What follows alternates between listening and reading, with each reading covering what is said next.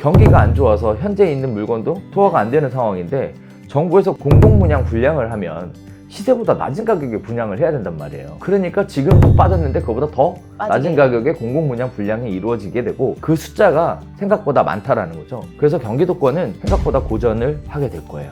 그래서 제가 개인적으로 좀 안타깝게 보는 상황입니다. 그런데 한 가지 기회는 뭐냐면요.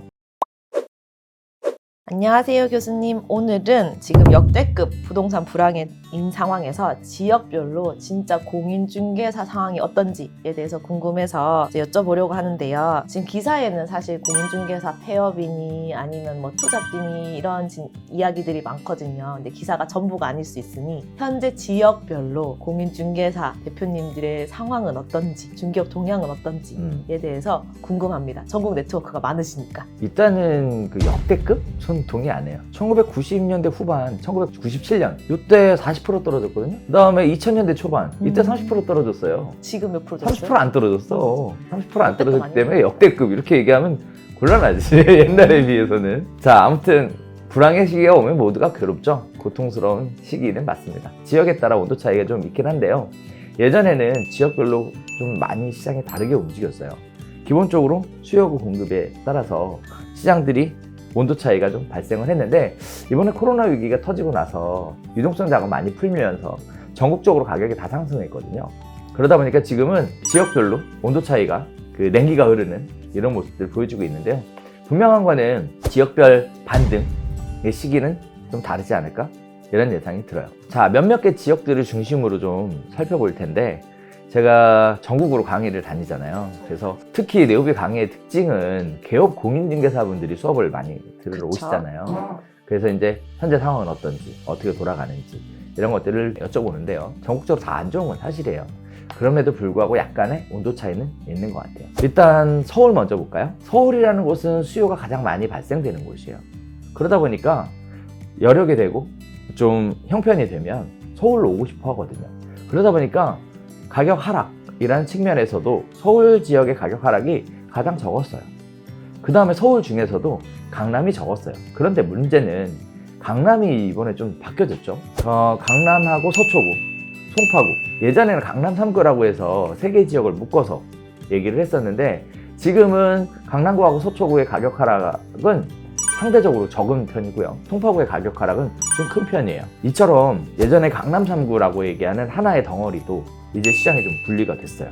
강남구하고 서초구 같은 경우에는 이제 잘 사는 사람들이 많아요. 그러다 보니까 내가 여건이 되면 나도 거기 가서 살고 싶어 하시는 분들이 많거든요. 그리고 또 잘 사는 분들이 많다 보니까 버틸 수 있는 여력도 있어요. 그리고 뭐 가격 떨어지면 다 떨어진 거니까 이렇게 생각하시는 분들도 간혹 있고 내가 거주하는 집 이거 하나인데 올라가든 떨어지면 오히려 보유세 적게 내서 다행이야 이렇게 얘기하시는 분들도 오히려 있어요. 그러다 보니까 강남구 서초구의 집가 하락은 많이 하락되지 않은 편인데요. 계속 이 상황이 유지될 거냐 라고 보면 그렇진 않을 것 같아요. 왜 그러냐면 유지하는 게 어렵지 않다 뿐이지 가격 하락을 막을 수 있을 만큼 어떤 새로운 수요가 많이 들어간다는 보장은 없거든요. 그래서 다른 데보다는 상황은 낫다. 하지만 강남구하고 서초구도 이 불황의 위기를 그냥 넘어가기는 쉽지 않다.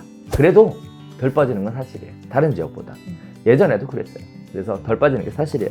서울하고 수도권은 그래서 시간이 지나면 어차피 일자리도 가장 많고 경제도 가장 많이 빨리 회복이 되고 사람들이 가장 선호하는 지역이기도 하고 서울에 살고 싶어 하고 교통망도 잘 갖춰져 있고 그러다 보니까 서울의 집가 하락은 좀 괜찮은 편이에요. 다만 매매를 위주로 해서 거래가 되는 게 아니라 전월세 위주의 거래되는 시장이 열릴 거예요. 그래서 요거는 좀 관심 있게 보셔야 돼요. 또 하나 특징이 뭐냐면 임대차 보호법이 있었죠. 임대차 3법 시행이 되고 나서 임대차 가격이 굉장히 큰 폭으로 올랐잖아요. 관련된 부분들 때문에 지금 현재는 전세 가격이 하락되면서 조정되고 있는 상황이지만 이 부분 조정이 끝나게 되면 조정이라는 시간이 오래 걸리진 않을 것 같거든요. 그래서 조정이 끝나게 되면 어느 정도 전월세 시장 위주로 해서 실수요자들을 중심으로 한 시장이 만들어질 거다. 이렇게 보면 돼요. 이번에 수도권으로 가볼까요? 경기도, 수도권, 네, 경기도. 뭐 인천, 뭐 이런 쪽으로 가보면 일단은 이쪽 지역은 개인적으로 보면 경기를 많이 타요. 그래서 시세의 등락도 좀 심한 편이고요. 경기를 많이 타게 되는데 일단 문제가 하나 있어요. 정부에서 3기 신도시 지정해놨잖아요. 공급될 거거든요. 지금 벌써 뉴홈 시작했잖아요. 그 얘기 무슨 뜻이냐면 경기가 안 좋아서 현재 있는 물건도 소화가 안 되는 상황인데 정부에서 공공분양 분양을 하면 시세보다 낮은 가격에 분양을 해야 된단 말이에요. 그러니까 지금 또 빠졌는데 그거보다 더 낮은 가격에 공공분양 분양이 이루어지게 되고 그 숫자가 생각보다 많다라는 거죠. 그래서 경기도권은 생각보다 고전을 하게 될 거예요. 그래서 제가 개인적으로 좀 안타깝게 보는 상황입니다. 그런데 한 가지 기회는 뭐냐면요. 경기도권에 그렇게 낮은 공급이 이루어지게 되면 누군가가 그 공급을 채우려고 들어가잖아요. 네. 그럼 누군가가 빠져나오잖아요. 네. 그러면 그 나머지 것들의 거래 기회는 생겨요. 가격은 약세일지어도 거래 기회는 만들어지더라는 거죠. 우리는 사실 공인중개사 입장에서는 거래량이 많은 게 더 중요하잖아요. 가격이 올라가거나 떨어지는 것보다. 그래서 거래량은 공급이 많이 이루어지면 누군가가 채워야 될 것이고 누군가가 채우게 되면서 또 다른 거래를 위한 조건이 만들어지기 때문에 이 역시 거래를 위한 좋은 기회로 작용될 수 있다. 이렇게 보면 될 것 같아요.